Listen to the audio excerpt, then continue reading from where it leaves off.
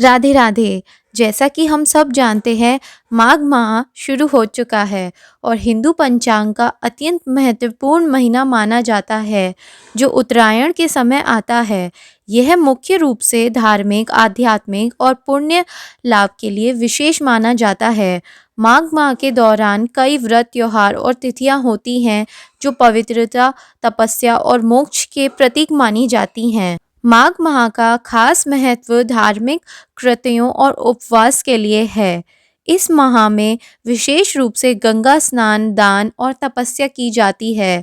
माघ में गंगा स्नान का विशेष महत्व होता है, क्योंकि इस महीने में गंगा में स्नान करने से पापों का नाश होता है और पुण्य की प्राप्ति होती है।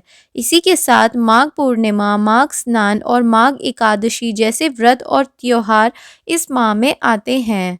माघ माह के दौरान साधक अपनी आध्यात्मिक उन्नति के लिए विशेष साधना करते हैं। यह समय तपस्या और भक्ति के लिए उपयुक्त है और साधक विशेष रूप से शिवजी और विष्णु जी के पूजन में ध्यान लगाते हैं।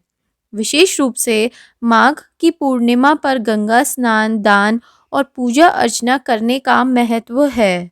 माघ शुक्ल पक्ष में संक्रांति का पर्व भी आता है, जो सूर्य उत्तरायण होने का संकेत है। इस दिन तिल और गुड़ का दान करने की परंपरा है। इस माघ संक्रांति कहा जाता है। माघ माह में किए गए व्रत, दान और स्नान का महत्व अत्यधिक माना जाता है। ऐसा कहा जाता है कि इस महीने में किए गए अच्छे कार्यों से पुण्य का लाभ मिलता है और आध्यात्मिक उन्नति भी होती है। तो चलिए हम सुनते हैं आज माघ माह की एक पौराणिक कथा। माघ माह से जुड़ी एक प्रसिद्ध पौराणिक कथा है, जो स्कंद पुराण के रेवा खंड में वर्णित है। यह कथा ब्राह्मण शुभ व्रत के कल्याण प्राप्ति के लिए है। माघ स्नान की कथा में उल्लेख में आया है कि प्राचीन काल में नर्मदा तट पर शुभव्रत नामक ब्राह्मण निवास करते थे। वह सभी वेद शास्त्रों में अच्छे ज्ञाता थे, किंतु उनका स्वभाव धन संग्रह करने में अधिक था। उनको धन की बहुत एकत्रित करने की इच्छा थी।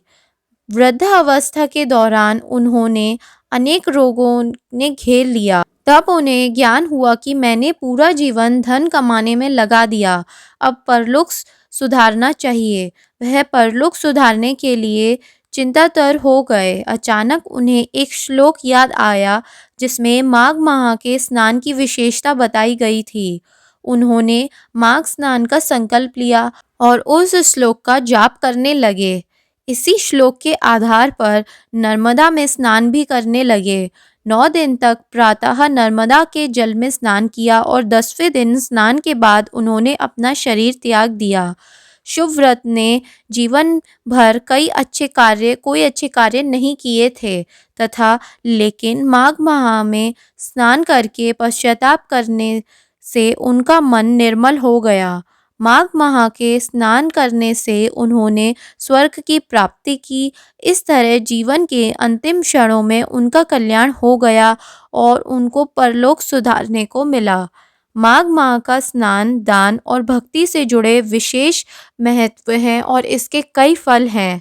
अगर आपको हमारी आज की यह कथा पसंद आई हो तो हमारे चैनल को सब्सक्राइब करिएगा और इसे अपने दोस्तों के साथ भी शेयर करिएगा, ताकि वह भी जान पाएँ कि हमारे हिंदू संस्कृति में माघ माह की क्या महत्व हैं। तब तक के लिए राधे राधे।